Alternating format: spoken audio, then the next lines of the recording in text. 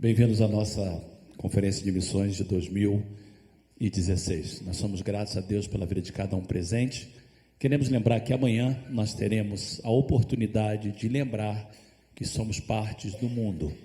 O culto amanhã é um culto especial, nós teremos um culto em espanhol e eu quero a presença de todos. Será muito bonito a gente experimentar a louvar a Deus em espanhol, a mensagem será em espanhol e depois nós teremos um momento no refeitório da igreja com várias barracas de nações, comidas de várias partes do mundo, e um momento em que a gente vai estar celebrando as nações.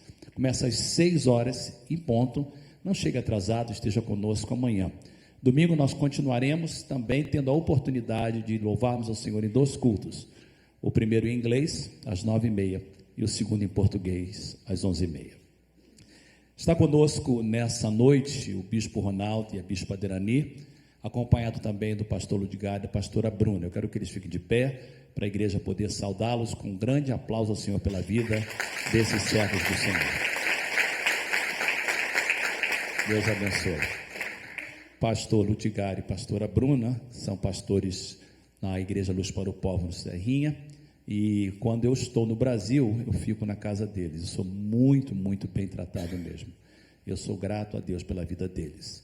E a Bispa Derani está conosco, eu creio que ela é a primeira vez na nossa igreja, e elas vão ficar conosco, eles vão estar conosco nesse final de semana, e também daqui a 15 dias, no outro final de semana, e ela vai estar ministrando as mulheres da igreja. Então, a gente vai dar mais informações sobre isso, daqui a 15 dias, não no final de semana que vem, mas no outro final de semana, ela vai estar ministrando para as mulheres e o Bispo Ronaldo para os homens. O Bispo Ronaldo é um amigo, mas mais do que um amigo, ele é um servo do Senhor, e ele tem estado na nossa igreja em momentos chaves, e todas as vezes que ele tem estado na nossa igreja, Deus tem usado de uma forma tremenda, e eu noto que ele sempre vem aqui em momentos de transição na igreja, momentos em que a igreja está passando por algum tipo de transição. Ele fez parte dos nossos renovos, ele fez parte da primeira vez que nós estávamos trabalhando para buscarmos uma visão e formularmos uma visão para a igreja, e esse ano é um ano especial, porque nós estamos buscando uma restauração de paixão por Deus e paixão por pessoas, à medida que a igreja brasileira está abraçando a ideia de multiculturalidade, de sermos uma igreja multicultural e não somente uma igreja brasileira, e também ao mesmo tempo em que nós estamos redefinindo a igreja para o crescimento da igreja, com a nova imigração, uma vinda de brasileiros de uma forma diferente do que vinham antigamente, e isso é chave para nós, e nós queremos então que Deus possa restaurar a paixão por pessoas na área de evangelismo, na área de discipulado e de grupos de conexão, e eu tenho certeza que Deus vai usá-lo de uma forma tremenda. Bispo, venha nesse momento e nos traga a palavra de Deus.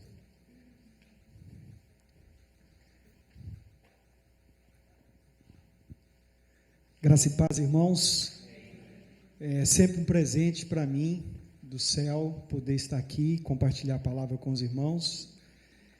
Eu louvo a Deus, pela vida do pastor Fernando, pastora Tereza. O pastor Fernando, ele tem sido um enviado do céu para a nossa igreja ali em Goiânia, o Serrinha. Eu acho que alguns aqui conhecem a história da nossa igreja e por tudo que essa igreja viveu. Era uma igreja que o diabo havia sentenciado a fechar, a deixar de existir. Mas graças a Deus e a homens como o pastor Fernando, ela está lá de pé, crescendo e sendo abençoada. Há mais ou menos 3 anos atrás, Deus comissionou o pastor Fernando para nos ajudar a implantar um seminário teológico dentro do Ministério Luz para os Povos, em especial na igreja de Serrinha. E isso mudou a realidade da nossa igreja. Isso transformou a vida da nossa igreja.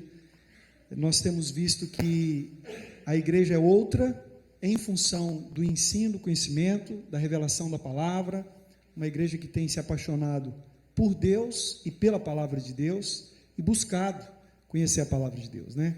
Eu me lembro que nós fizemos uma conferência do Espírito Santo, com o Espírito Santo, uns 3 ou 4 anos atrás. O pastor Fernando era o preletor oficial e ele levou um livro que ele escreveu, Aviva-nos, e lá tinha uma frase, um capítulo que dizia: não há avivamento sem fundamento, não há avivamento sem fundamento.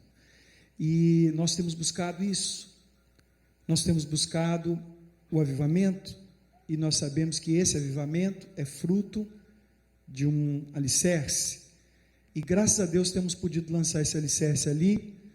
Ele tem ido 2, 3 vezes por ano trabalhar conosco, os pastores, e isso tem sido para nós tremendo. A vida dos nossos pastores tem sido transformada por causa da palavra de Deus, e Deus tem usado o pastor Fernando de forma muito profunda no nosso meio. Bem, vocês sabem que eu sou da Luz para os Povos, e eu tenho um discipulador que é o apóstolo Omar, mas eu sempre digo que eu tenho 2 discipuladores, e um deles é o pastor Fernando, uma pessoa que me conhece, que eu abro a minha vida, que me aconselha, que me ajuda, que de certa forma é um mentor, me ajuda muito, porque ele, estando de fora do nosso contexto, ele me ajuda a ver o que a gente não vê. Sou muito grato a Deus pela vida do pastor Fernando, da pastora Tereza, pela vida dessa igreja, porque eu sei que todas as vezes que ele vai lá nos abençoar, os irmãos aqui o liberam para isso, e eu peço a Deus que abençoe vocês mais ainda, porque vocês estão plantando a nossa vida, não é? Então a nossa dívida com os irmãos é uma dívida muito grande, é dívida de amor, né? Não tem como pagá-la, mas eu louvo a Deus e agradeço o Senhor. Quero agradecê-lo diante da igreja, agradecer o pastor Fernando diante da igreja, por tão grande bênção que ele tem sido para nós ali. Então, sempre que ele falar assim: irmãos, eu vou no Brasil, no Serrinha, libera ele, irmão. Deixa ele ficar com a gente lá mais que uma semana, porque para nós tem sido diferente. Amém? Bem, falar sobre missões, para mim, ultimamente tem sido a minha paixão, desde que me converti no dia 29 de julho de 1989, e na nossa igreja havia sempre uma conferência missionária no mês de outubro. Então eu era novo convertido, fui participar de uma conferência missionária, onde havia um preletor, um pastor moçambicano chamado Jerônimo. Esse pastor nunca mais foi no Brasil, e em 89 ele pregou. A única vez que ele foi no Brasil, ele pregou lá na nossa igreja. E quando ele pregou, eu novo convertido, ele dizia assim, usando uma parafrase da Bíblia, ele dizia assim: passa a África e ajuda-nos, não é? Ele falava muito sobre aquele varão macedônio, quando pedia ajuda, né?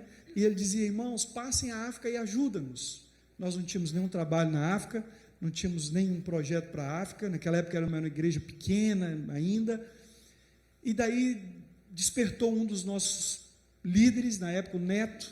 Ele foi para Jocum, se preparou, ficou lá uns 6 meses, depois foi para a África, e através da vida do Neto, ele morreu lá, trabalhou 3 anos como missionário, morreu lá por causa da malária, mas nasceu uma igreja moçambicana, uma Luz para os Povos lá em Moçambique, e essa igreja frutificou tanto que hoje são 96, e então eu me lembro que naquela conferência que o pastor Jerônimo pregava, no final ele fez um apelo missionário, e eu fui à frente, e aceitei aquele chamado, porque o meu coração naquele dia ardeu, eu acreditei que Deus estava me chamando para missões, mas logo a seguir o Jerônimo foi embora, o pastor Jerônimo foi embora, e eu me matriculei no seminário, entrei no seminário para me preparar, porque eu queria ser enviado. Quando eu terminei o seminário, com 3 anos e meio, eu pensava: agora eu vou ser enviado, mas eu não fui enviado. Na verdade, eu fui enviado para uma igreja mesmo em Goiânia, que é a igreja que eu estou hoje, Serrinha. E lá eu fiquei alguns anos, 3 ou 4 anos.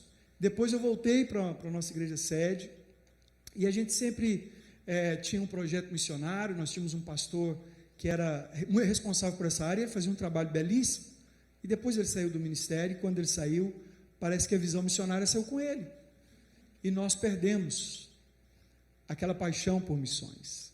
O nosso ministério perdeu aquela paixão por missões, esfriou. Não é que perdeu, esfriou. Na época desse pastor Edgar, nós abrimos muitas igrejas em muitos lugares do Brasil e fora: Peru, Bolívia, Portugal, Moçambique. Tudo foi fruto desse clamor, e muitas cidades do Brasil. Mas quando ele saiu e entrou a visão do G12, nós nos tornamos um ministério com uma visão muito local, querer fazer a igreja local crescer. E de certa forma isso é importante e necessário, mas isso não pode apagar o clamor por missões. E desde a época que eu me converti, essa primeira conferência, meu coração sempre ardeu por missões, mas parece que o nosso foco mudou, e eu até mesmo senti que esfriou.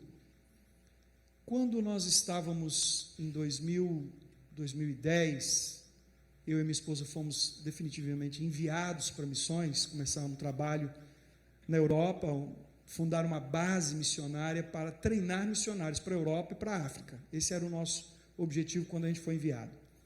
Então lá o meu coração reacendeu para missões, novamente, mas reacendeu de uma forma diferente, porque nós perdemos o referencial no Brasil de missões. Durante a década de 90, Deus enviou muitos profetas ao Brasil para falar sobre missões e profetizar que haveria um mover de Deus e uma bênção e uma prosperidade de Deus sobre o Brasil, e que o Brasil seria um celeiro de missionários. A palavra se cumpriu, a prosperidade veio sobre o Brasil se tornou um país emergente, cresceu muito, e consequentemente as igrejas brasileiras prosperaram muito financeiramente. Mas ao invés de cumprir aquilo que era a profecia, de enviar missionários e ser um celeiro de missionários para o mundo, nós começamos a construir grandes catedrais, prédios que se tornaram verdadeiros pontos turísticos. Em algumas cidades do Brasil, você pode fazer um city tour só visitando igrejas evangélicas lindas. Goiânia é uma delas. Você vai conhecer megas igrejas, grandes igrejas, cada uma mais bonita que a outra. Mas nós perdemos essa voz profética de enviar missionários. Década de 80, de 70, os Estados Unidos foi o celeiro de missões para o mundo. E por isso eu creio que essa nação prosperou tanto. Da mesma forma, Deus tinha um propósito com o Brasil.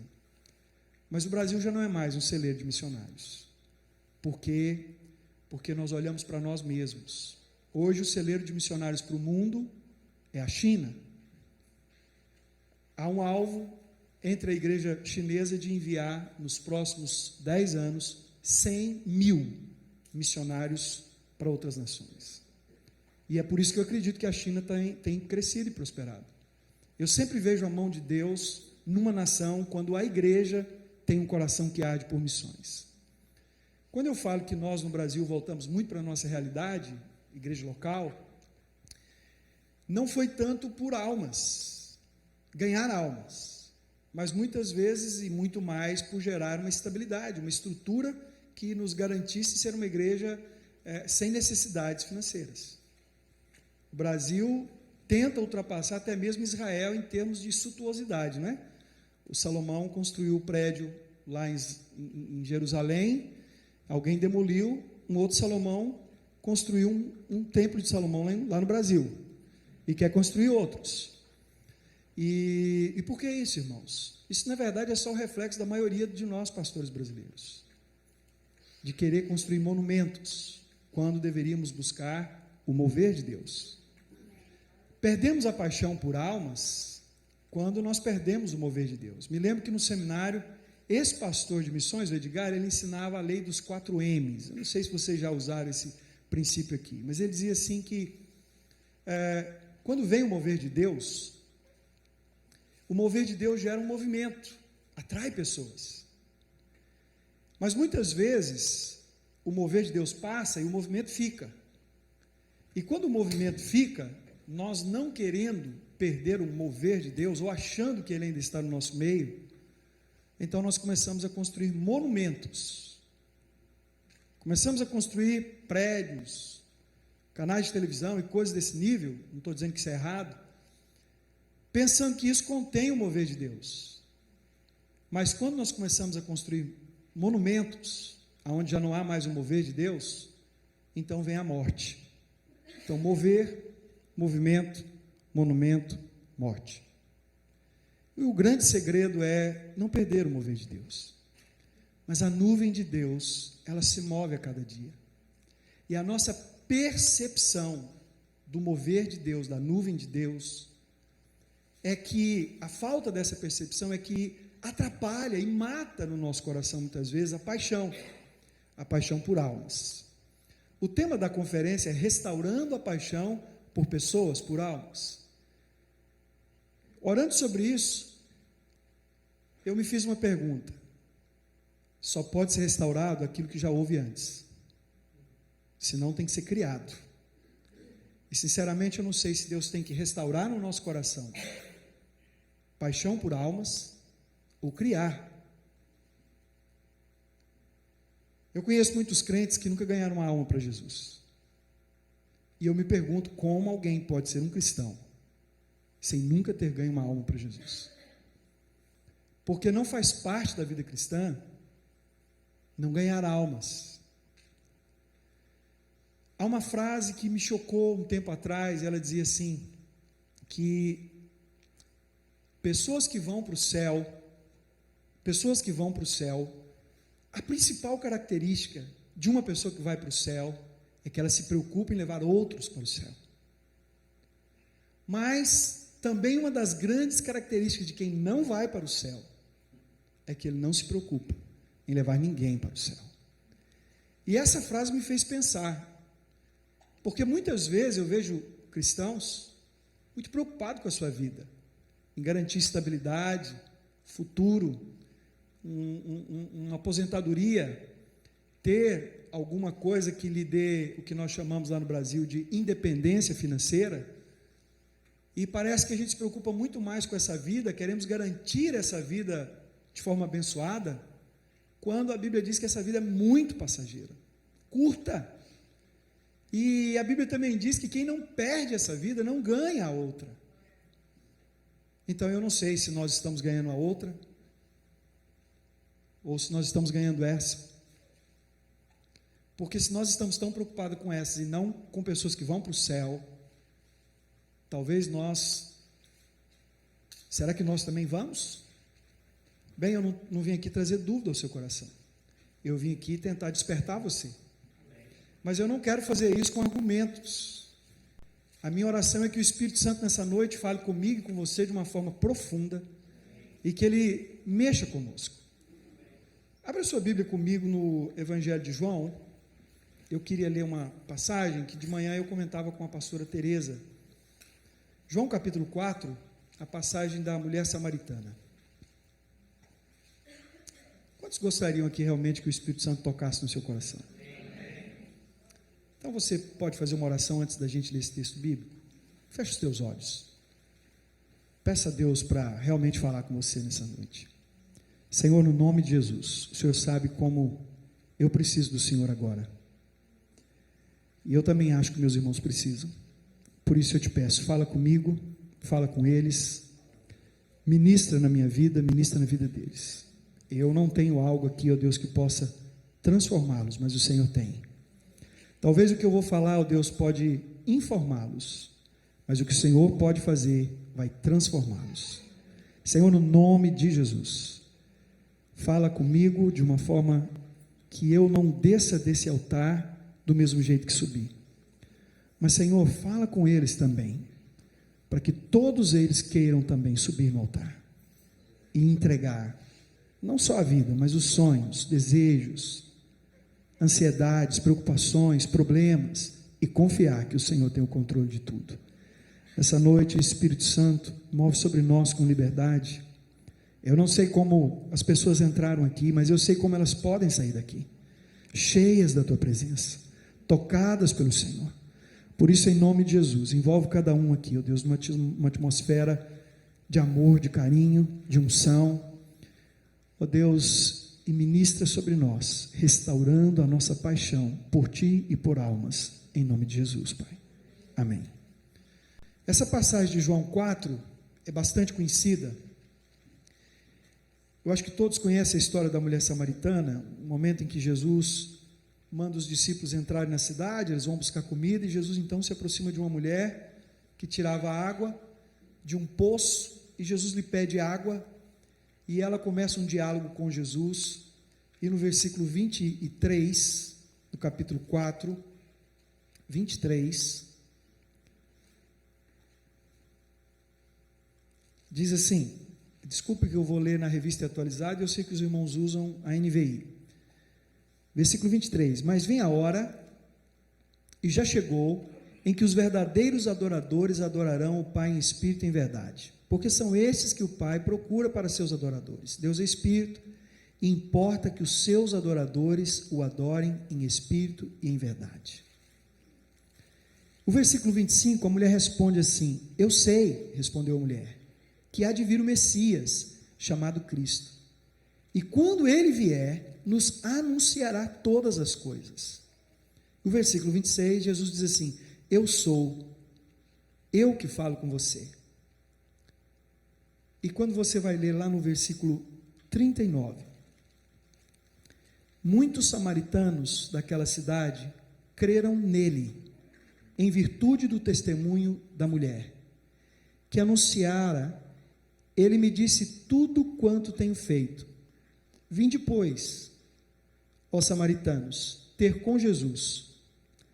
Pediam-lhe que permanecesse com ele, e ficou ali 2 dias.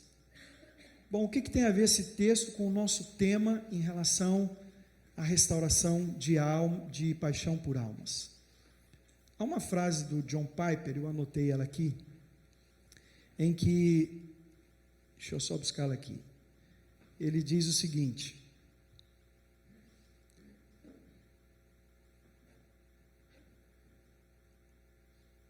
missões não representa o alvo fundamental da igreja. Adoração, sim. Missões não representa o alvo fundamental da igreja. Adoração, sim. As missões existem porque não há adoração. Ela, sim, adoração é fundamental, pois Deus é essencial e não o homem. E eu concordo com a frase dele plenamente. O motivo da nossa vida é o Senhor. O alvo da nossa vida é o Senhor. Nós devemos querê-lo acima de qualquer coisa. O homem não é o centro, Deus é o centro da nossa vida. Mas, na verdade, irmãos, quando chegar o dia, de fechar as cortinas da nossa história e os incontáveis milhões de remidos estiverem perante o trono de Deus, não haverá mais missões, só adoração. Mas também é incontestável de onde há adoração, há missão. Porque a verdadeira adoração é a paixão, é o amor que nós temos por Deus. E quem ama Deus, ama o que Deus ama. E Deus ama gente. Deus ama pessoas. Deus não ama coisas. Irmãos, Deus não ama dinheiro. Aliás, ele diz que o amor ao dinheiro é o problema. Deus não ama carros, casas. Deus não ama profissão. Deus ama gente. Jesus morreu por pessoas. Ele entregou a vida dele por nós, demonstrando o grande e imensurável amor de Deus. Porque ele nos ama de uma forma tão grande, foi que ele deu a sua vida. E eu não sei se esse versículo toca você como ele deveria tocar. Ele diz, porque Deus amou o mundo de tal maneira, ele deu a sua vida. Nós talvez amamos a Deus, mas talvez não amamos a Deus de tal maneira, ao ponto de entregar e dar a nossa vida de forma sacrificiosa, renunciando conforto, renunciando tempo, dinheiro, renunciando aquilo que nós queremos para fazer aquilo que Deus quer. Eu sinto que nós, a igreja, temos nos acostumado com o barulho dos passos das multidões que caminham para o inferno. Do mesmo jeito que nós nos acostumamos com o barulho de um copo descartável que é quebrado na mão de alguém e jogado no lixo. Parece que pessoas têm o mesmo valor para nós de que um copo descartável que é jogado no lixo. É mais um. É útil se eu precisar dele. É útil por um tempo, mas não é tão útil assim. Não é tão necessário assim. Porque se for, se não estiver mais, se morrer, se partir, se eu não ver mais, não tem problema. Eu estou salvo, eu vou para o céu. Mas nós nos esquecemos que um dia, quando chegarmos no céu, nós vamos prestar conta de muita coisa. Uma delas é de não termos pregado, é de não termos falado, é de não termos anunciado do amor de Deus. Quando John Piper faz essa afirmação, isso me faz pensar que adoração é o maior combustível para missões. Porque um coração adorador, um adorador de verdade, ele se apaixona por Deus. E quem se apaixona por Deus, fala do amor que ele tem por Deus, sem se sentir pressionado. Nós temos usado uma frase lá na nossa igreja, que diz assim: não é por pressão, é por paixão. Não temos que fazer a obra de Deus, ou liderar, ou pregar, ou discipular, ou cuidar de alguém, por obrigação. O contexto não é o medo. Eu não posso querer falar, pregar, anunciar, falar de Jesus para uma pessoa, porque eu estou com medo de um dia, na hora de que Deus for me avaliar, Ele me cobrar isso. Então eu quero estar em dias, né? Não quero ter nenhuma pendência com Deus. Quando eu chegar, então eu vou fazer isso. Não, não é por medo, não é por pressão, não é porque a nossa religião nos manda fazer isso, não é porque a nossa denominação nos impera isso, mas é porque nós somos apaixonados por Deus. E quando você está apaixonado realmente, eu não sei quantos aqui já estiveram ou estão apaixonados por alguém, a gente faz coisas que a gente não faria normalmente. Eu me lembro quando eu conheci minha esposa e nós começamos a namorar. Eu trabalhava no setor, não sei quantos conhecem Goiânia, eu trabalhava na Universidade Católica, no setor universitário, e ela trabalhava na polícia, na rua 66, lá no centro, mais ou menos uns 5 quilômetros da onde eu trabalhava. E eu, quando trabalhava na Universidade Católica, no início, eu era office boy, estafeta. Eu ganhava pouco, mas eu queria vê-la todos os dias, porque eu estava apaixonado.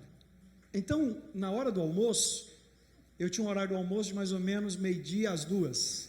Eu saía da universidade de a pé e caminhava até onde ela trabalhava, encontrava com ela por 15, 20 minutos e voltava de a pé para a universidade. Eu era bem magrinho, forte. Às vezes eu penso que eu estou precisando de mais paixão, né? E depois, quando terminava o meu trabalho às 6 horas, eu então ia de novo encontrar com ela, e ela morava, eu moro no Novo Mundo, né, que é um bairro de periferia, e ela morava num outro bairro de periferia, que é o Jardim América, o extremo. Então eu encontrava com ela, a gente namorava, então nós pegávamos 2 ônibus, eu deixava ela em casa, e quando era mais ou menos assim, 11h30, eu saía correndo da casa dela, correndo mesmo, porque eu tinha que pegar o último ônibus para o centro, para pegar o último ônibus para o Novo Mundo. Algumas vezes eu perdi o último ônibus do Novo Mundo, então eu tinha que ir de a pé. Mas, irmãos, eu fazia isso todos os dias. Todos os dias. Todos os dias eu fazia isso. Por que você fazia isso? Por causa da paixão. Quando você está apaixonado, não tem trabalho, não é sacrifício, não é difícil. Por paixão eu já vi pessoas morrerem, por paixão eu já vi pessoas matarem, por paixão eu já vi pessoas darem tudo que têm, por paixão eu já vi pessoas fazerem coisas que, se estivéssemos lúcidos, não faríamos. E sabe o que falta por nós, irmãos? Para termos paixão por almas, é termos paixão por Deus. Na medida que nós nos apaixonarmos por Deus de verdade, na medida que nós permitirmos que esse amor cresça, falar do amor de Deus para as pessoas, cuidar de pessoas, discipular pessoas, ajudar pessoas, consolidar pessoas, não vai ser nem um pouco difícil. não vai ser trabalho, vai ser fruto de paixão por Deus. E eu acho que a adoração, na verdade eu não acho, eu tenho certeza que a adoração é, na verdade, o caminho que desperta a nossa paixão por Deus. Essa mulher aqui do texto que eu li, ela nem conhecia Jesus, mas ela se apaixonou por ele.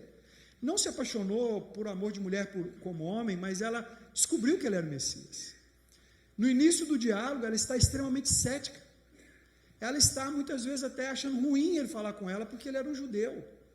Mas, na medida que eles conversam, e o tempo que ela tem com ele, e olha que eles falam de um assunto, ela não era uma convertida. Mas Jesus aborda um assunto com ela que parece que é assunto só de seminário de louvor e adoração. Ele começa a falar para ela o que é adoração. E ele diz assim, ó, o Pai procura adoradores. Ele não procura evangelistas, ele não procura diáconos, intercessores, líderes de célula, ele não procura pastores. Desculpa se o jeito que eu colocar aqui ficar ruim para você aí.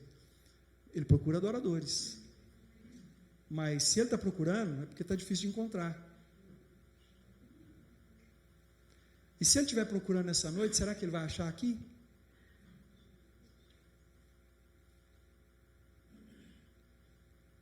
E quando ele diz isso para ela, o Pai procura adoradores que o adorem em espírito e em verdade.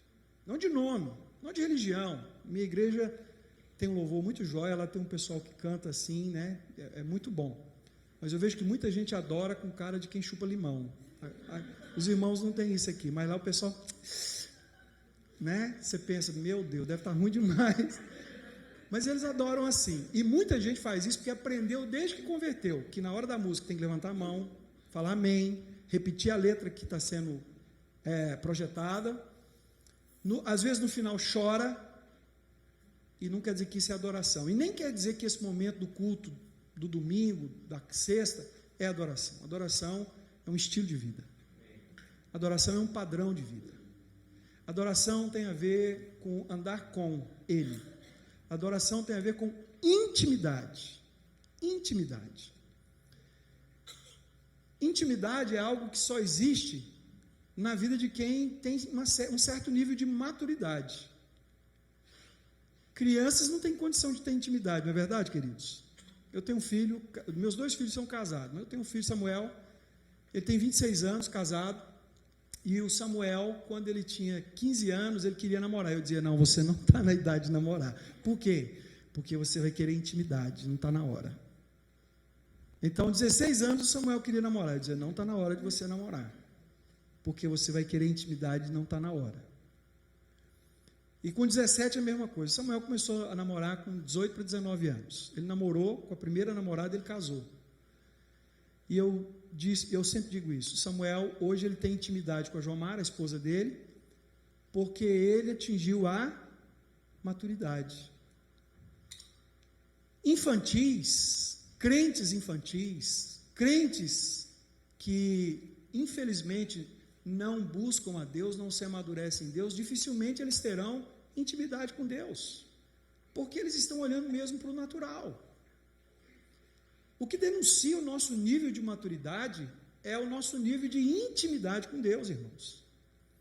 E intimidade não é uma coisa que você deve buscá-la de forma pública. Eu não estou falando do nosso culto, mas há pessoas que no culto eles têm uma expressão física exterior de adoração mesmo. Levanta a mão, chora, e você fala, nossa, fulano é um adorador. Mas se isso não for resultado de uma vida de intimidade com Deus, é apenas uma farsa.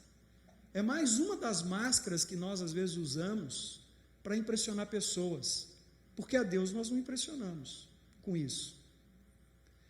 Muitas vezes nós temos um estereotipo de crente, paz do Senhor, graça e paz, oi amado, oi querido, tudo bem meu irmão? E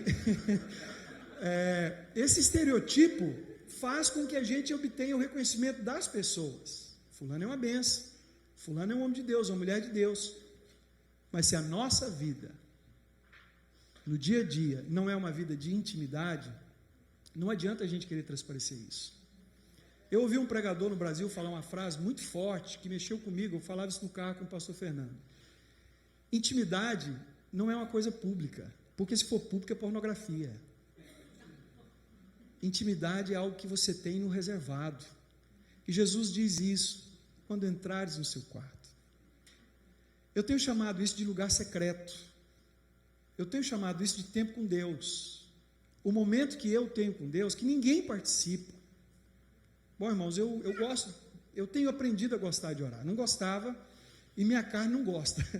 Mas eu tenho aprendido a gostar de orar, porque tem feito muita diferença na minha vida a oração. Eu não sou um grande orador, eu não oro muito, eu não sou um grande intercessor e nem sou uma autoridade para falar de oração, mas eu tenho aprendido a gostar de orar. E eu tenho o hábito de orar todos os dias, num determinado horário, e eu tenho umas maluquices quando eu vou orar. Eu gosto de subir em cima da minha casa. É porque de lá a gente tem uma vista muito boa, mas também é porque lá ninguém me encontra. Ninguém fala comigo quando eu estou nesse lugar. Ninguém sobe lá para falar comigo. O telefone, nada me incomoda. Então é um lugar realmente secreto. Mas eu também gosto de orar nos horários que as pessoas estão dormindo ou estão fazendo alguma coisa que elas não vão me incomodar. Porque não é algo para os outros verem. A gente não ora para o outro pensar que a gente ora. Mas nesse tempo de oração, eu sempre costumo ter um tempo assim, onde eu oro por mim, pela minha esposa, nosso casamento, meus filhos, netos. Eu oro pelos meus pais, meus irmãos, sobrinhos. E depois eu oro pelos meus discípulos, cada um deles nominalmente. E depois eu oro pelos aqueles que são discipuladores da minha vida. Depois eu oro pelas igrejas que nós somos responsáveis. São 19 igrejas que a gente é responsável. Depois eu faço uma oração assim geral pelo país, mas não é essa oração que eu estou falando. Isso é intercessão. Não é essa. Não é disso que eu estou falando. Essa oração ela é repetitiva. Essa oração eu tenho ela assim meio que uma estratégia. Ela é meio que decorada, sinceramente, irmãos. Muda às vezes os problemas. Às vezes eu estou orando pelo Lutigar e às vezes eu oro por alguma coisa que ele está vivendo naqueles dias. Então, mas o Lutigar é o mesmo. E às vezes uma nova realidade, às vezes eu oro pelo meu filho, mas isso é intercessão, não é isso que eu estou falando. Mas fora esse momento, eu tenho outro, esse tempo geralmente dura assim uns 40 minutos, 50 minutos, mas fora esse tempo, eu costumo ter um outro tempo, que dura aí 15 minutos, 20 minutos, não é um tempo grande, onde eu choro, onde eu dou risadas, onde eu falo para Deus das minhas angústias, onde eu falo, muitas vezes eu falo para Deus, eu vou desistir, eu não dou conta mais, eu não sei o que fazer, eu não tenho uma direção, eu não sei como sair dessa. E muitas vezes eu mais me entrego, confesso às vezes uma tentação, um pecado, do que glorifico a Deus. Muitas vezes eu estou ali mais assim desesperado do que realmente dando graças por alguma coisa. É nesse momento que eu mais reconheço a minha dependência dele. É nesse momento que João 15 funciona muito na minha vida. Sem ele eu não posso nada. Sem ele eu não posso nada. E sabe, irmãos, é esse momento, é esse tempo que faz toda a diferença na minha vida. O dia que eu tenho esse tempo com Deus é um dia diferente. O dia que eu não tenho, por algum motivo, outro dia eu saí de João Pessoa, fui para Goiânia e peguei um voo a 1h da manhã, cheguei em Goiânia, já era 10. Eu não tive como ter esse tempo com Deus dentro do avião.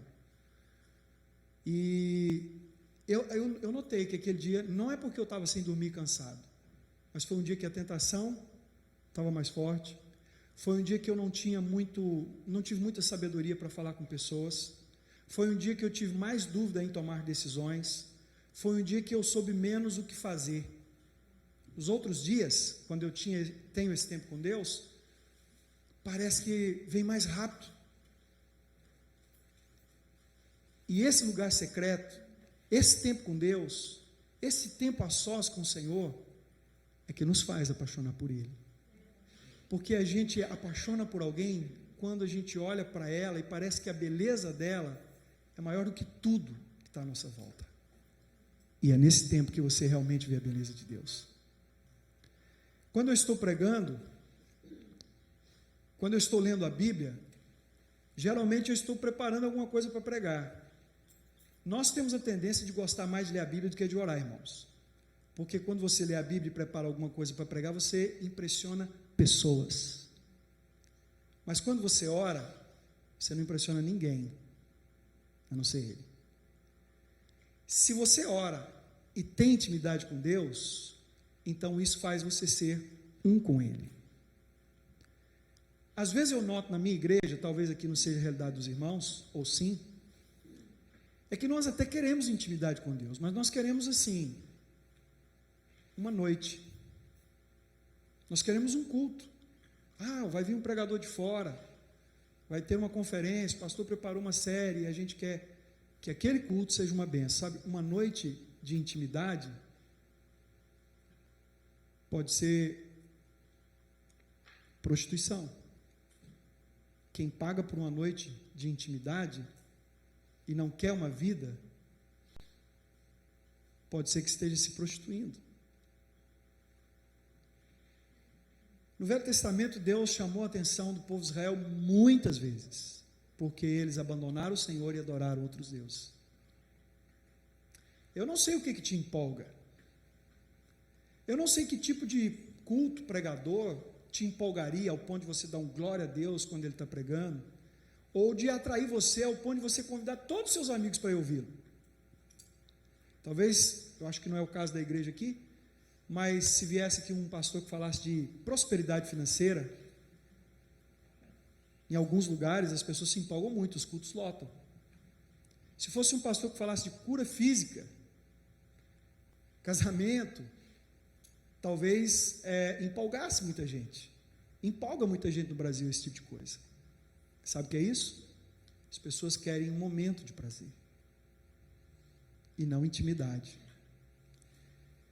Sabe, a intimidade correta a gente tem no casamento, na aliança. Noites de prazer aí afora é para quem não tem aliança, ou é infiel ou nunca casou. Jesus diz que vem buscar a noiva, a esposa, e teoricamente, tecnicamente, nós, a igreja, somos a esposa, mas uma esposa que não quer ter muito prazer com o noivo, com o esposo, não quer ter intimidade com ele. Há muitos cristãos que buscam ele em intimidade quando as coisas vão mal. Eu até disse isso outro dia numa pregação. Será que Deus não tem permitido essa crise no Brasil para que a igreja queira mais Deus? Porque na medida que melhorou tudo, as igrejas estavam cheias de gente, mas não tão cheias assim de Deus. A gente pôde notar e nota, cumprindo o Apocalipse em muitas igrejas: eis que estou à porta e bato do lado de fora. E o pior, que muita gente não está ouvindo essa porta bater. E o grande problema não é só o fato de Jesus estar batendo a porta, o problema é quando ele parar de bater, quando ele deixar de bater, é quando ele não mais estiver nos dando a oportunidade de conserto, de arrependimento, é quando não mais houver para mim e para você, se é que isso vai acontecer algum dia, a oportunidade de mudança e transformação. Irmãos, ter amor por almas é a consequência de ter uma vida íntima com o Senhor. Paixão por almas é resultado daqueles que realmente estão apaixonados por Deus. A paixão por Deus na adoração precede a nossa pregação ungida, abençoada. Só haverá vida de Deus se primeiro houver vida com Deus. Às vezes nós temos medo de falar de Deus para as pessoas, porque a gente pensa: será que vai adiantar? Alguém vai se converter? Se a gente for na nossa força, não vai acontecer nada. Mas se você tiver tempo com Deus, quando você abrir a boca, às vezes você nem a boca vai abrir, a vida vai emanar de você. Pessoas vão olhar para você e vão se sentir amadas, preciosas, tocadas. Elas vão ver algo diferente na sua vida. Talvez não é nem o que você fala, mas é a vida de Deus. E a vida de Deus a gente não fabrica, irmãos. A vida de Deus não vem quando você compra um CD. Se houvesse um CD de pregação minha ou de qualquer pessoa, você ia talvez ter informação. Você ia ouvir aquilo e talvez fosse muito bom para você. Mas vida com Deus você não compra no CD, você não compra no livro, nem num vidrinho de óleo. Vida com Deus é de graça, mas custa você ter tempo com Ele. A vida de Deus não vem só porque você quer, você tem que buscar. A Bíblia diz: buscar-me-eis e me achareis, quando me buscardes de todo o vosso coração. Há um princípio, não é só buscar, é buscar de todo o coração. E às vezes nós até queremos ter um devocional, um ritual, e muita gente até busca fazer isso, construir assim uma espécie de um altar em casa, né? E ter uma vida que é um desencargo de consciência, de tal hora eu estou orando. A motivação que nos leva a fazer isso determina se isso é verdadeiro ou não. Se nós realmente buscamos ao Senhor, porque nós o amamos e queremos mais dele, então, queridos, nós vamos receber de Deus. Mas se nós fazemos, porque todos fazem, e parece que se eu não fizer eu estou fora, isso não vai ter efeito nenhum. Não é religião, não é uma liturgia dentro de casa. Aonde a paixão por Deus é fraca, a paixão por almas também é fraca. A paixão por missões também é fraca. Aonde a paixão por Deus é grande, o amor por almas é grande. E quando eu falo de amor por almas, é com qual motivação nós buscamos falar do amor de Deus às pessoas. Há muitas igrejas no Brasil que estão lotadas, e não é paixão pelas almas, mas porque aquelas almas têm no bolso. A paixão verdadeira de muitas igrejas no Brasil não é pela pessoa, não é por medo dessa pessoa ir ao inferno, mas é o medo de que ela vá ao inferno e leve tudo que está no bolso para o inferno. Então vamos tirar do bolso para ir mais fácil. Não é disso que eu estou falando. Não é o que essa pessoa pode nos oferecer, não é o que essa pessoa pode nos dar, não é o que essa pessoa pode ser no nosso meio. Vou pregar o evangelho àquela pessoa, ele vai ser um grande líder aqui, ele vai ganhar. Não, é porque se ele não conhecer Jesus, ele vai para o inferno. O pastor Milson disse que logo quando pequeno, o pai dele ensinou ele a ser dizimista. Então acredito que o pai dele ensinou a palavra de Deus para ele. E eu não conheço a história do pastor, mas talvez ele nunca tenha experimentado uma vida de pecado no mundo. Eu não sei quantos aqui nasceram ímpios, pais ímpios, e se converteram depois de adulto. O pastor Fernando não teve essa experiência, graças a Deus. Não foi um homem que teve uma vida assim no mundo, né? E muitos crentes, os meus filhos, por exemplo, nasceram na igreja, cresceram, não tiveram essas experiências.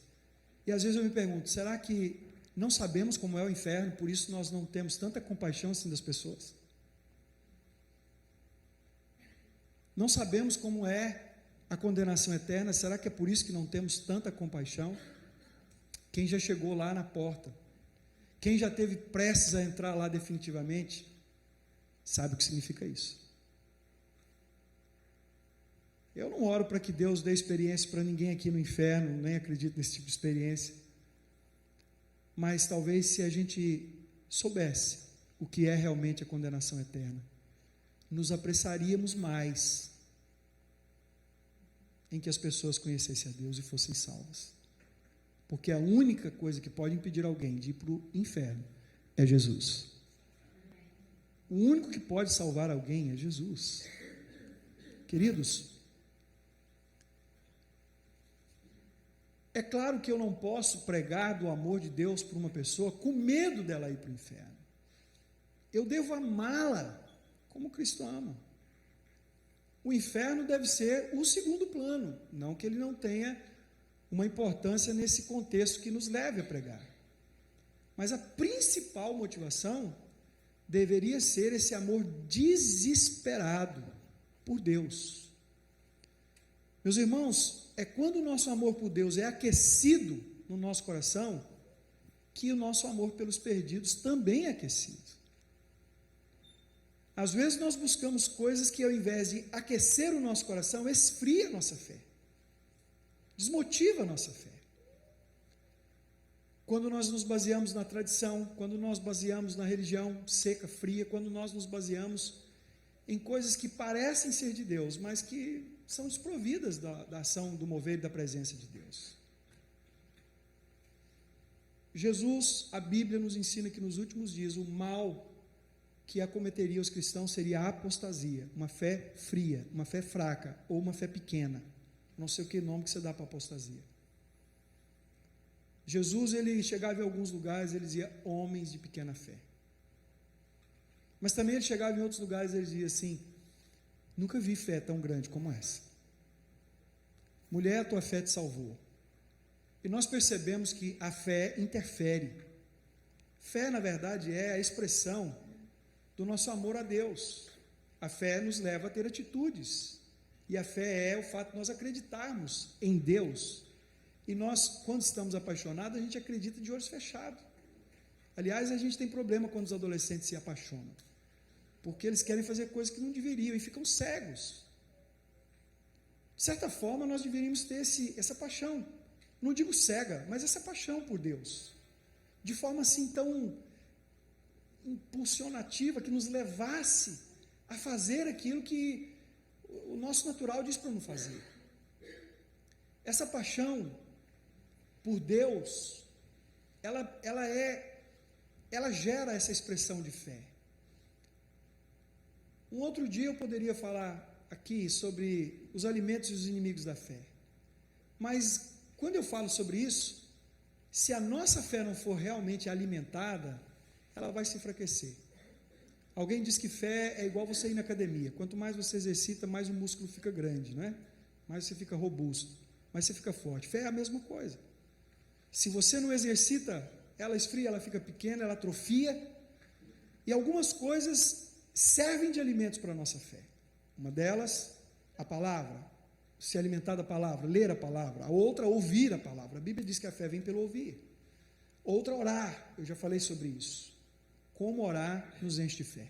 Muitas vezes eu começo a orar, aquela oração intercessória, e eu estou assim fazendo aquilo mesmo por obrigação. Mas no final, de tanto orar, eu já estou crendo que aquilo vai acontecer. Porque a fé, ela gera fé. A oração, ela gera fé.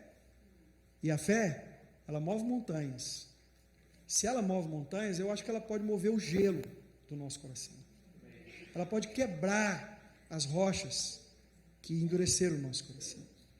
Então a fé, a adoração, ela gera fé. A comunhão com os irmãos gera fé. Experimenta ficar sem vir na igreja 2, 3 domingos. Você esfria. Você fica sem graça, não é? Você chega na igreja e alguém fala: ô irmão, você sumiu, você já, né? Parece que nem é a sua igreja. Porque a comunhão gera fé. O congregar gera fé, irmãos. O fato de você estar todo domingo na igreja, às vezes até quando sua carne não quer, aqui não tem isso, mas lá na minha igreja muita gente fala assim: não vou na igreja hoje não, vou ficar de boa. E muitas vezes eu digo: irmão, até quando você quiser não vir, venha. Por quê? Porque senão a sua fé pode esfriar. O congregar gera fé. E quando nós geramos fé, quando nós nos alimentamos da nossa fé, quando nós crescemos na fé, a nossa paixão por Deus cresce, e a nossa paixão por almas também cresce, queridos. E se nós então queremos que Deus restaure a nossa paixão, nós precisamos que Deus restaure o nosso amor por Ele, a nossa paixão por Ele. E uma das coisas que mais a gente vê no meio evangélico é uma igreja de olhos secos, que não se quebranta mais diante de Deus. Se tornou natural. Ora, mas ora de forma natural. Canta, mas canta de forma natural. Ouve uma palavra, mas ouve de forma natural. Queridos, não é isso. Há algo mais de Deus para nós. Há algo mais de Deus para mim e para você. E eu acredito que o lugar secreto pode fazer a diferença na sua vida. Sabe, essa mulher que eu li o texto, quando ela aprendeu sobre adoração, ela saiu da presença de Jesus e ganhou uma cidade.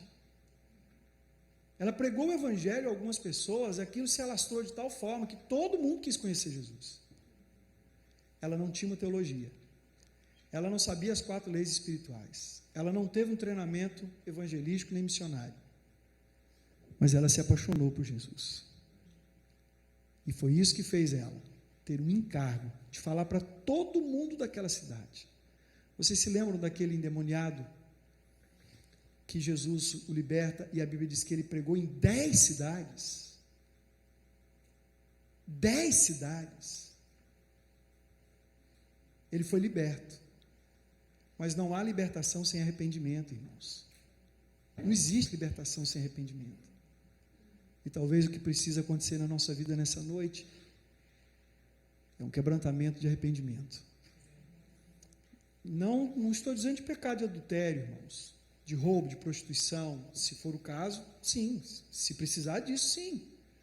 Eu não estou falando de arrependimento de pornografia. Se alguém tem problema com isso, precisa se arrepender. De homossexualismo, de coisas dessa. Não, se tem problema com isso, precisa se arrepender. Mas eu estou falando do arrependimento da frieza, da naturalidade, como temos lidado com as coisas espirituais. Às vezes, quando alguém diz assim, vamos orar, nós oramos de forma natural. Quando alguém diz, vamos ofertar, nós ofertamos de forma natural. Vamos ouvir a palavra, nós ouvimos de forma natural. E talvez seja esse o motivo que a nossa vida está tão natural. Tudo que nós fazemos é natural. Nós precisamos nos arrepender disso. A igreja de Laodiceia é questionada por Jesus. Diz assim, você não é quente, você não é fria. E os irmãos sabem muito bem dessa história, né? Ali havia 2 fontes, uma de água fria numa cidade, e na outra uma fonte de água quente. E no verão aquela cidade da fonte de água fria, ela refrigerava as pessoas que ali iam, ela trazia refrigério. E a igreja, a cidade da fonte de água quente era como Caldas Novas, as pessoas iam ali, aquilo aquecia, era medicinal, era transformador aquilo. Mas Laodiceia estava no meio, ela não era nenhuma nem outra. Ela nem trazia refrigério para aqueles que estavam desesperados, e ela nem aquecia o coração das pessoas. A apóstola Valnice Milhome diz que nós vivemos a era de Laodiceia. Eu hoje perguntei uma coisa para o pastor Fernando, se o senhor fosse dar um nome para a nossa geração, que nome você daria? Alguns anos atrás era a geração da ignorância, né? E aí ele falou, mas o que você quer dizer com isso? Eu disse, se eu fosse dar um nome para a nossa geração nos nossos dias, eu chamaria a geração da negligência. Todo mundo sabe que deve comer menos e não come. Todo mundo sabe que deve comer melhor e não come. Todo mundo sabe que precisa fazer exercício e não faz. Todo mundo sabe, e comecei a falar, todos nós sabemos que precisamos orar e não oramos. Precisamos ler a Bíblia e não lemos como deveria. Isso tudo é negligência, procrastinação. Sabemos o que temos que fazer. O que os irmãos precisam não é de um grande pregador ou de uma palavra tão profunda na teologia. O que nós precisamos é de parar com isso, de abrir o coração, se quebrantar diante de Deus e dizer, Senhor, restaure em mim o primeiro amor. Eu queria convidar você para ficar de pé. Peço perdão aos irmãos, eu tenho uma certa dificuldade com o horário, mas eu acho que eu estou me superando.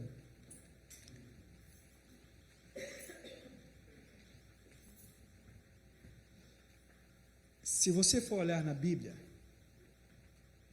você vai ver que a Bíblia fala de vários tipos de altares. Altar de terra,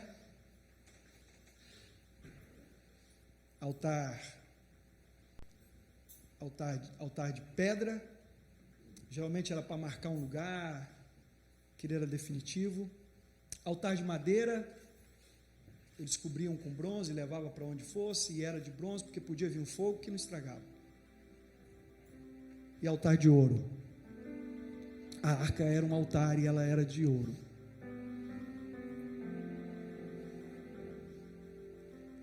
Que tipo de altar você tem edificado para Deus?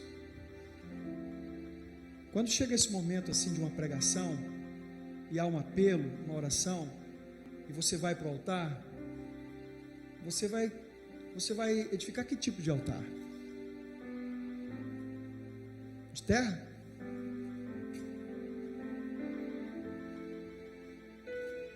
De pedra? De madeira? Cada um deles tem o seu valor. Mas sabe, aquele altar que sempre havia sobre ele uma luz azul, uma chama azul, que nunca se apagava, era num altar de ouro. E ouro custa muito, irmãos. Ouro fala de sacrifício. É engraçado que o ouro, quanto mais fogo, mais puro, né?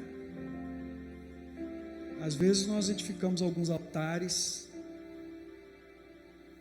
de terra, de madeira, tem o seu valor, mas Deus nos chama para um outro altar. Quando Deus mandou fazer a arca, é porque Ele queria estar no nosso meio. O ouro fala da presença dEle. A Bíblia diz no capítulo 4 de Gênesis que Abraão seguia por um caminho, ficando altares, e do lado direito estava uma cidade chamada Betel, casa de Deus, e do outro lado estava uma cidade chamada Ai. E Ai significa monturo, lixo. E eu me pergunto muitas vezes, nós estamos edificando altares que nos levam para Betel ou para Ai? O que estamos edificando? O nosso altar é de ouro? Ou o nosso altar é apenas um altar de terra? Nessa noite eu desesperadamente queria muito mesmo que o Espírito Santo tocasse você. E que viesse sobre você uma unção de quebrantamento. Não de acusação. Não de acusação, não de culpa, mas de despertamento. Que gerasse no seu coração um desejo tão grande de estar com Deus e na presença de Deus, que isso não te permitiria dormir em paz, não por falta de paz, mas por amar tanto a Ele, você queria tanto agradá-lo. Uma vez eu li uma biografia de um homem chamado Finney, e ele tinha um voto com Deus. Ele nunca dormia sem ganhar uma alma para Jesus.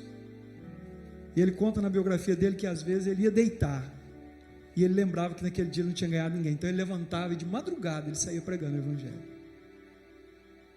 E ele só voltava para casa quando alguém entregava a sua vida para Jesus.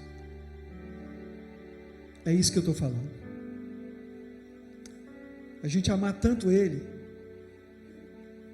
que falar do amor dele para as pessoas não é peso, obrigação, religião, mas é a nossa vida. Houve uma missionária que foi enviada para o Amazonas algumas décadas atrás, chamada Sophia Miller. Essa menina, os pais dela eram cristãos, mas ela foi uma adolescente rebelde. E um dia, andando nas ruas em Nova York, alguém pregando numa esquina, eu me lembrei disso hoje à tarde, quando vimos aquele cara pregando. Alguém pregando na esquina, ela parou, ela entregou a vida dela para Jesus, e naquela hora, Deus falou com ela sobre um chamado. Então ela foi para o meio dos índios lá na Amazonas, e quase 3 décadas, ela pregou o Evangelho. Ela traduziu a Bíblia para algumas línguas e etnias dos índios de lá, e algumas tribos ela ganhou inteira para Jesus. Durante o dia ela evangelizava, à noite ela ia de uma tribo para outra tribo de canoa, e alguém entrevistou os índios que remavam para ela, e eles diziam que ela ia naquele barco com uma lamparina traduzindo a Bíblia, porque ela de dia não podia perder o tempo, que ela ia evangelizar. E essa mulher antes de morrer voltou para os Estados Unidos, e alguém fez uma entrevista com ela e perguntou assim: como foi o seu chamado? Ela disse: que chamado? Como foi o seu chamado? Como você teve certeza que você foi chamada para ser missionária? Eu não fui chamada, eu apenas obedeci. Naquele dia lá, quando eu entreguei minha vida a Jesus, eu obedeci. Ide, portanto, e fazei discípulos. A paixão gera obediência. Quem ama Deus obedece. Quem ama Deus obedece. E é por isso que a minha oração agora é para que Deus restaure no seu coração um grande, intenso amor por Deus. Eu já sei que Ele me ama e te ama de forma imensurável. Agora a questão é o quanto nós o amamos. Que tanto nós o amamos. Se eu te perguntar se você ama a Deus, é claro que você vai falar. Mas o que você está disposto a fazer, movido por esse amor, movido por amor a Deus? Talvez você não está com esse amor assim tão grande. Talvez esse amor esfriou. E eu gostaria de fazer um altar nessa noite, orando, pedindo a Deus que viesse pôr fogo no seu coração, restaurasse esse amor de uma forma que você começasse a chorar sozinho na presença de Deus, restaurando essa paixão por Deus de uma forma tão intensa que ninguém precisa mandar você ler a Bíblia ou orar. Você quer, você precisa disso. E o dia que você não fizer isso, você vai perceber que o seu dia faltou alguma coisa muito importante. Eu queria orar. E se você sente que no seu coração você precisa dessa oração, eu convido você para vir aqui na frente.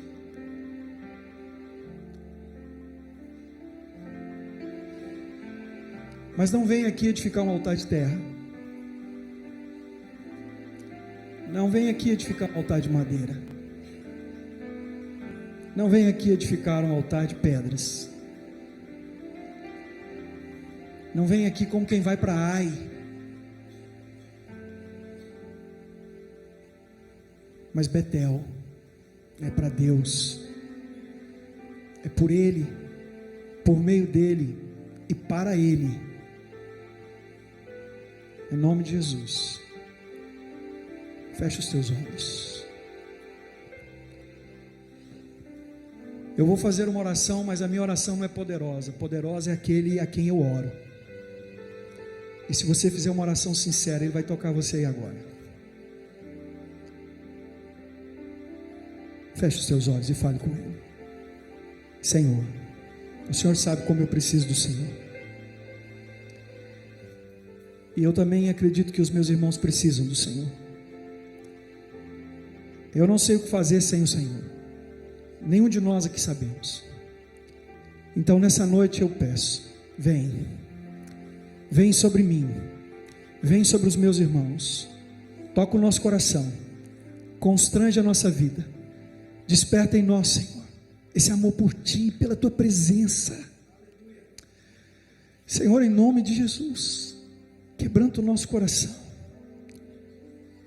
Se há um gelo que nos envolve, Senhor, aquece. Se há uma dureza de pedra, Senhor, transforma, põe um coração de carne. Assim como o Senhor tocou o coração daquela mulher samaritana, ao ponto dela ter uma vida transformada em minutos contigo. Eu sei que o Senhor pode fazer isso na minha vida e na vida dos meus irmãos. Senhor, em nome de Jesus, tudo aquilo que nos cerca e desvia o nosso olhar, tudo aquilo que distrai a nossa vida da sua vida, tudo aquilo que nos chama a atenção mais do que o Senhor, tira de nós, Senhor.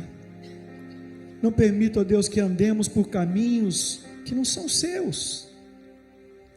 Não nos deixe acostumar com uma vida sem o Senhor. Espírito Santo, atrai a nossa atenção. Vem sobre nós nessa noite, Senhor. Toca a nossa vida.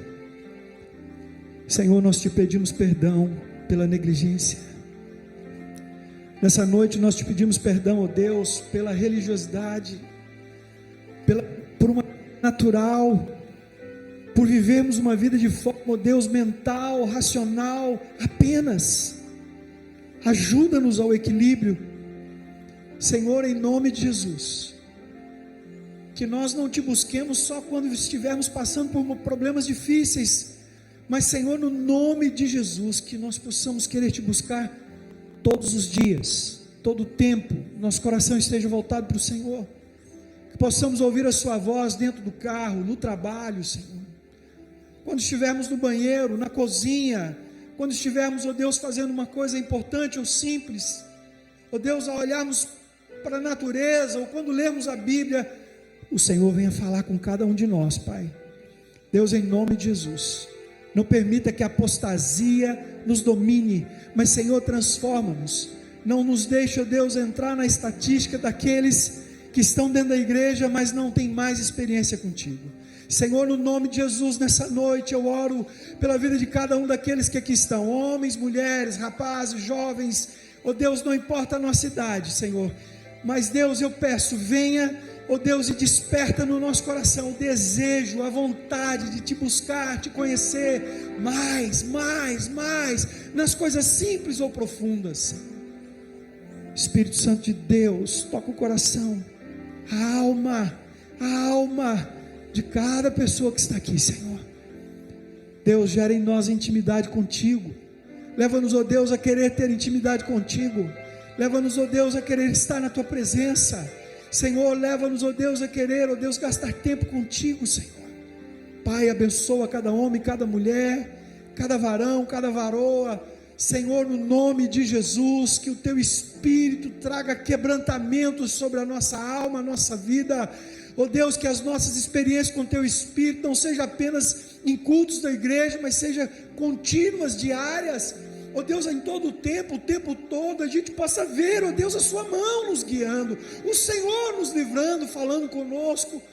Deus, ensina-nos de novo a ouvir a sua doce voz, restaura no nosso coração a paixão por ti e a paixão por almas, Deus. Paixão por almas, enquanto muitos caminham para o inferno, muitas vezes nós estamos voltados para nós mesmos, Senhor. Pai, no nome de Jesus, desperta-nos por ti, para ti, Senhor. Abençoa, Senhor, os meus irmãos. Abençoa, Senhor, a minha vida e a vida dos meus irmãos. Toca-nos, ó Deus, de uma forma impressionante, contagiosa.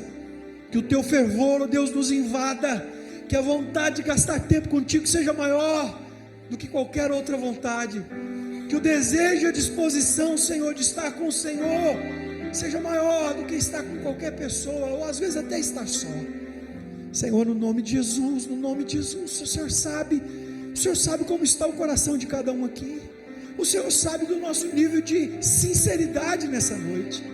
Senhor, vem, tira de nós, Senhor, qualquer máscara, tira de nós, Senhor, qualquer obstáculo, tira de nós, ó Deus, qualquer conceito ou preconceito que nos afaste de ti. E Senhor, põe em nós um novo coração, desperta o nosso desejo, ó Deus, de gastar esse tempo que nós temos, que chamamos de vida, contigo, Senhor. Que a nossa vida seja um altar e que a nossa vida seja o sacrifício, que a nossa vida seja o lugar da entrega e que a nossa vida seja o que vamos entregar para o Senhor. Pai, no coração de cada um aqui, põe fogo, queima, faz arder o nosso coração. Senhor, aqueles discípulos no caminho de Emaús estavam com o coração frio, mas quando o Senhor falou com eles, o coração deles ardeu de novo, ao ponto deles voltarem, regressarem para o propósito. Senhor, queima o nosso coração nessa noite, desperta a nossa paixão, em nome de Jesus. Quebranta-nos, ó Deus, não nos deixe ser pessoas religiosas, que respondem de forma religiosa, Senhor, mas leva-nos a ser pessoas apaixonadas, desesperadas, Senhor, por Ti, pela Sua presença, que Te queira mais do que tudo e todos, que Te deseje, Senhor, acima de qualquer outra coisa, não de forma desequilibrada, mas de forma, Senhor, centrada em Ti, Senhor. Pai, em nome de Jesus, abençoa. Querido, você pode ficar de pé, por favor, e você pode pôr a mão no ombro de uma pessoa que está ao seu lado. Eu vou pedir para você, para a gente orar uns pelos outros, que não seja a sua esposa, a gente está muito acostumado a orar pelo cônjuge, mas que seja por um irmão, talvez que você não tenha muita assim habilidade, não ora muito com ele, mas vamos orar.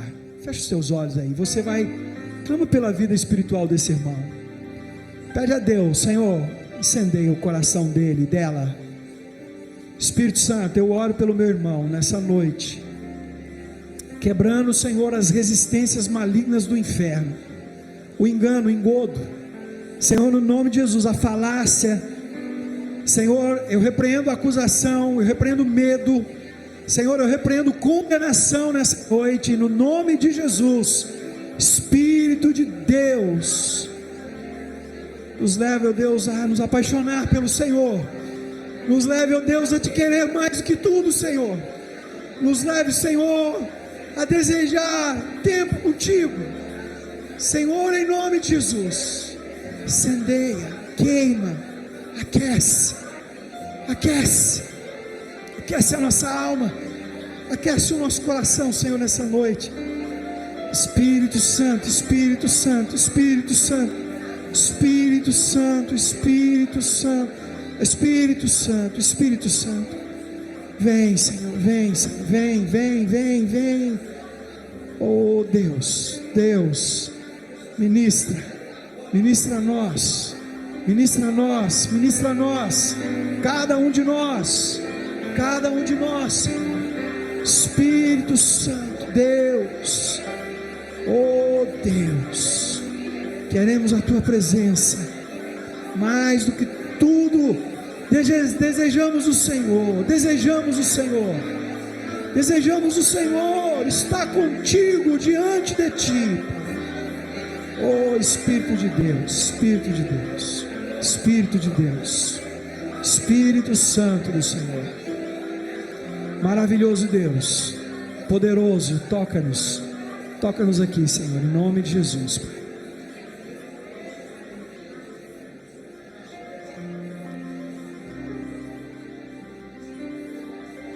Glória a Deus. Queridos, que a gente possa sair daqui nessa noite com duas importantes resoluções. Primeiro, de termos uma intimidade com Deus maior, que todo mundo saia daqui com esse desejo de ter esse tempo com Deus diário, essa intimidade com o Espírito Santo, e que a gente saia daqui nessa noite sempre também desafiado a ganhar alma. Você pergunta a si mesmo: qual foi a última vez que eu ganhei uma alma para Jesus? Que eu trouxe alguém para o reino de Deus, que Deus me usou para trazer alguém para o reino dele. E que esse ano de 2016 seja um ano em que a gente vai ganhar muitas almas para o Senhor. Hoje somente foi a primeira noite. Amanhã, 6 horas, chegue na hora, não chega atrasado não, tá, irmãos? 6 horas da manhã. Domingo 9h30, 6 horas da noite. Se quiser de manhã também pode vir para orar, mas 6 da noite. E domingo 9h30, 11 horas. Deus abençoe, a paz do Senhor esteja com você. Tem um momento de comunhão lá no refeitório, uma cantina preparada para você nessa noite. Use as mesas do lado de cima para você se alimentar.